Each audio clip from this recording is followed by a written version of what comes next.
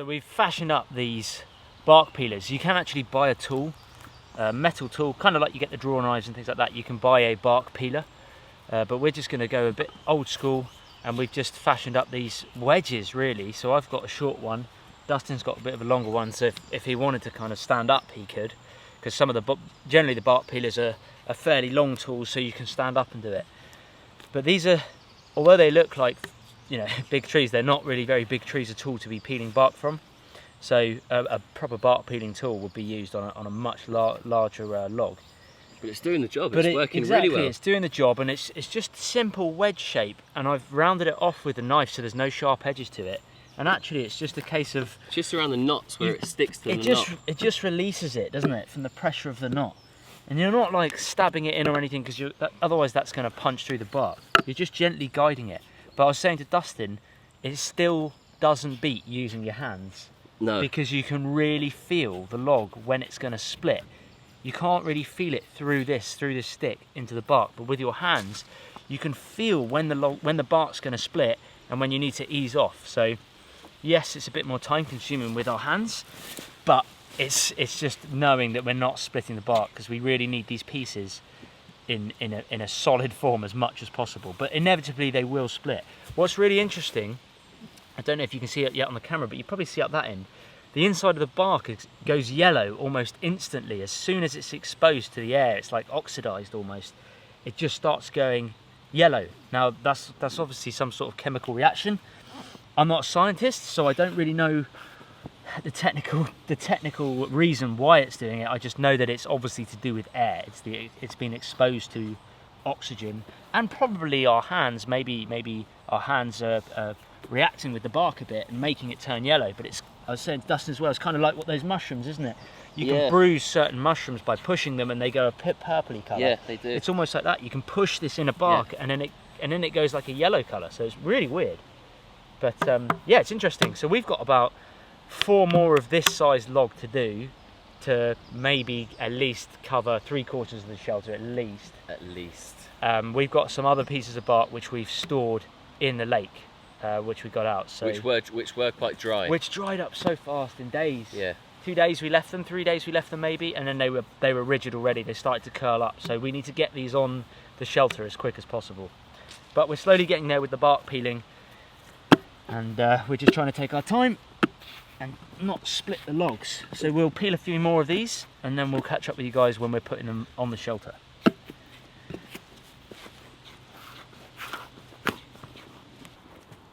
Ready? There we go. That's a good surface area. Yeah. I'd say that's maybe 6-7 feet. 6 feet maybe. Not many holes either. Yeah, 6 feet by 4 feet. So that's a good amount. We've only got a 2-person shelter, so I think that's a good amount. We need 4 more of these easy. I say easy. It's like 2 hours worth of peeling. Yeah. I'd say it's that's not too bad. 25 minutes? Yeah. 25 minutes I reckon that took us. Which is fast, which is slower than the other day, but that's because we've had drier weather, so. Hello Amber. Hello. Hello Amber. So we've just collected a load more cedar bark, this time in thin strips, and I just dunked it in the lake for a couple of minutes just to get that moisture back into it, because again we've had such a dry summer so far that everything is crispy. But in order to get the efficiency of this to make cordage, you can see that outer bark there, that's really not very pliable, and if you crack it like that, you can see, and if you give it a push, you can actually separate the outer bark from the inner bark.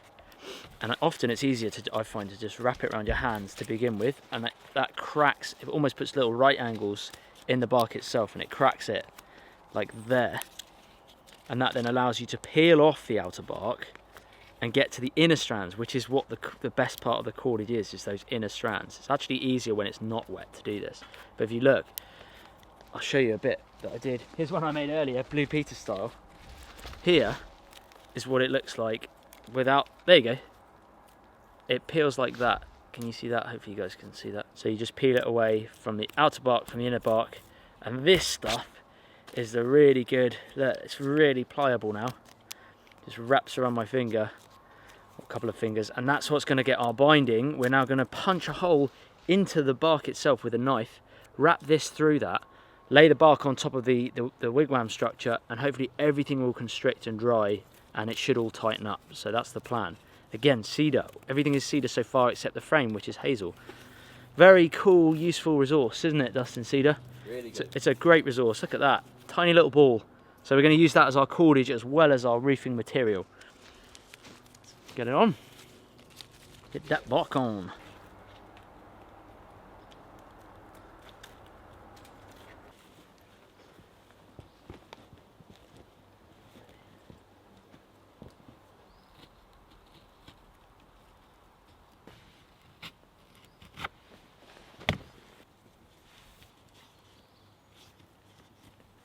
Yep. That's fine.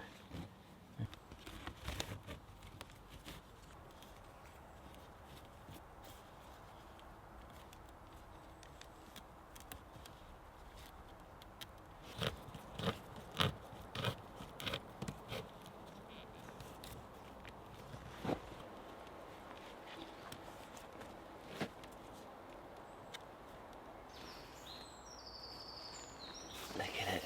So tidy as well.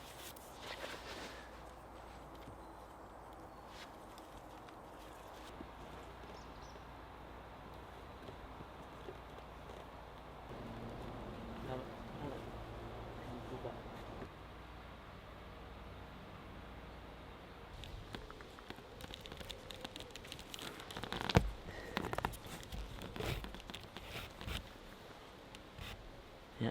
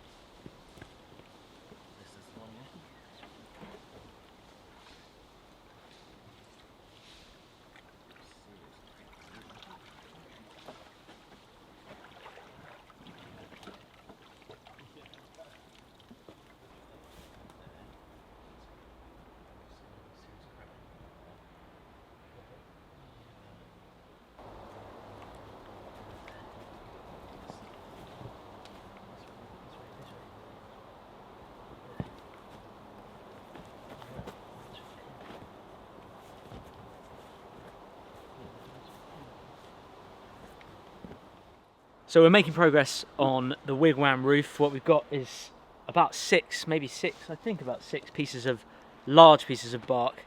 And the thing is because these are the upper parts of the bark, they're not near the trunk, there's holes in them, and that's where the branches would have come out of the tree, the higher up. Because it's such a dense woodland, the trees are trying to grow really straight. It's resulting in all these small holes where, near the top of the trunk, where they're fighting for the light. There's not many holes at the lower end of the trees, but there's only a certain amount of big lower end sections that we've been able to find. So there's Dustin's finger. So the rest of the good ones are actually this side, but we can patch up those holes later. It's way less holy than the Viking house was because we're using larger chunks of bark. But it's coming along. It's not got the perfect shape yet, the kind of perfectly dome shape. We might not get that, but it is definitely a dome-shaped wigwam. At the end of the top, we've cut earlier off a short fat log, a kind of cap. It's like a big, I say big, it's like arm's length, 3 or 4 feet wide, and that's going to sit on the top as a cap. And then hopefully all the rain that hits the top of the shelter should run to the side.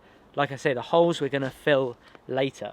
We have actually stitched each layer of bark together and to the frame itself. I'll show you.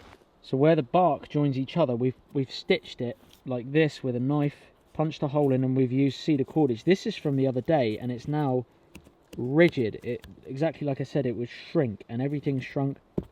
This is now hollow. And in contrast to that, this one is green. This is kind of what I say green. It's what we picked earlier. Look, it's not as hollow, but inside is looking very much wigwam like. We will sort the holes out, otherwise it's going to be a sieve. But you can see there's a few big holes in the top. We're getting more that are going to wrap over the top, and then we've got a nice ridge cap up there. But it's looking a bit more like home in there. And like I say, we're just using the resources that we have around us. So where we've done these stitchings, we've stitched the bark to each other. If I show you just there, that's stitched to each other, and then inside there we've stitched it to the frame itself, so it's really secure. This is drying and curling already, this bark. You can see down there, again, gaps that we've got to fill. We'll do it at a later date, but it's coming along. So we've also been soaking the cordage. It's better, isn't it, Dustin? Way better. Much better.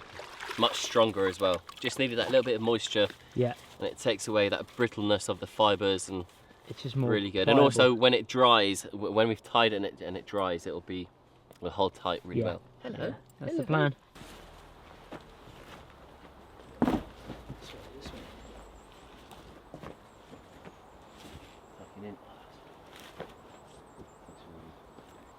There? Yeah.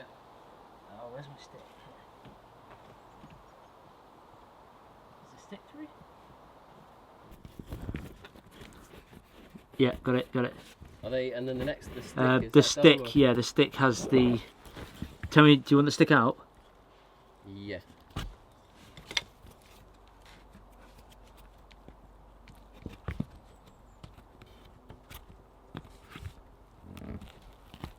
Keep going. Almost. Yeah, that might be it. No, a bit more.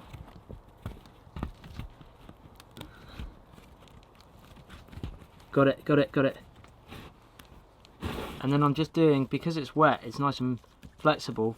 I'm just going to do a kind of simple overhand knot, really. And like that, it slides, it binds, and I might wrap it around the frame again, just for added security. And same again this side. Dustin's also the other side, and sometimes he needs to push to make sure that binding's nice and tight, which it is. Probably do one more, and that's a bit dark on the lens, but you'll see why we're using cedar. It's just awesome for cordage, and that will all shrink and bind that knot and just get tighter and tighter over time. I'll do one more lashing, one more kind of simple knot. I'm not doing any fancy lashings, it's actually just a simple knot because I know it's going to shrink. And there we go, that's then done and now bound together with the bark together and to the hazel frame itself.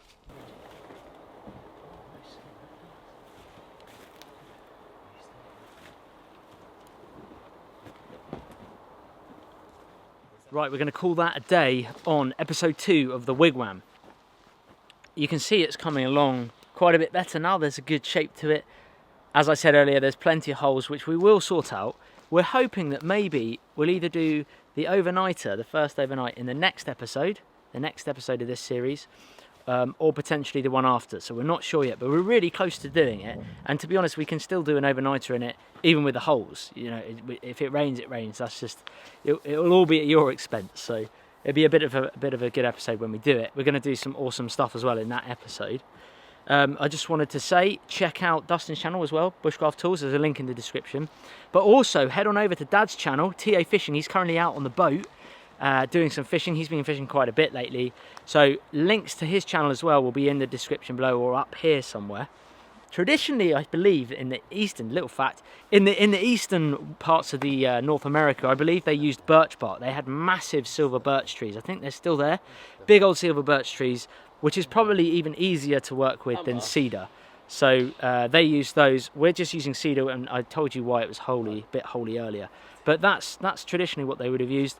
It's the same as the Viking house though, guys. We're just using the resources that we have around us.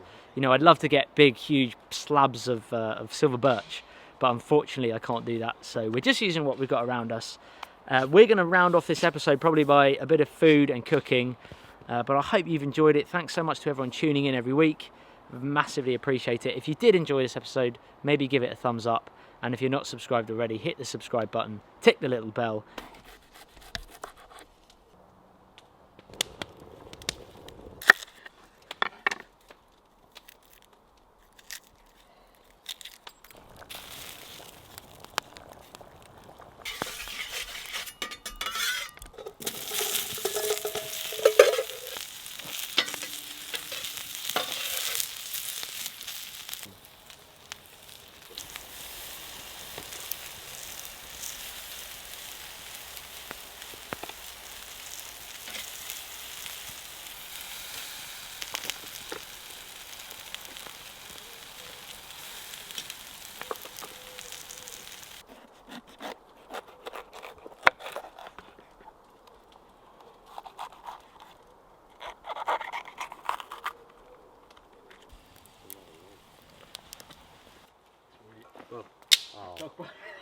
I'm really sorry, love.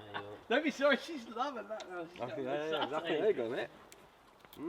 There's an absolute Any pike in that quarry? No, there was no pike. There was bream, eels. Eels. Yeah.